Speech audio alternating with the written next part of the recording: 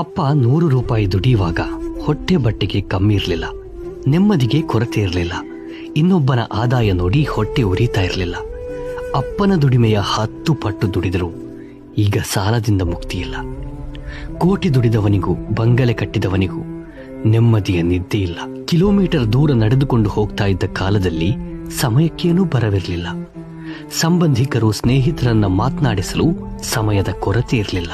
ರಸ್ತೆಗಳು ಚತುಷ್ಪಥ ಆದರೂ, ವಾಹನದ ವೇಗ 120 ದಾಟಿದರೂ ಯಾರಿಗೂ ಪುರುಸುತ್ತಿಲ್ಲ. ಎದುರು ಕಂಡರೂ ಮಾತನಾಡಿಸಲು ಸಮಯ ಸಾಕಾಗುತ್ತಿಲ್ಲ. ತಿನ್ನುವ ಆಹಾರ ತೊಟ್ಟಿ ಸೇರಿದರೂ ಹಸಿದವನಿಗೆ ಉಣಿಸುವವರಿಲ್ಲ. ಮಣ್ಣಿನಲ್ಲಿ ಆಡಿ ಅದೇ ಕೈಯಲ್ಲಿ ಹೊಟ್ಟೆ ತುಂಬಾ ತಿಂತಾ ಇದ್ದ ಕಾಲದಲ್ಲಿ ರೋಗಗಳ ಹೆಸರೇ ಗೊತ್ತಿರಲಿಲ್ಲ. ಆಸ್ಪತ್ರೆಯ ದಾರಿಯೇ ತಿಳಿದಿರಲಿಲ್ಲ. ಬಗೆ ಬಗೆಯ ಕೆಮಿಕಲ್ ಹಾಕಿ ಮೈಕೈ ಶುಚಿಗೊಳಿಸಿದ್ರು ಅನಾರೋಗ್ಯ ಮಾತ್ರ ತಪ್ತಾ ಇಲ್ಲ.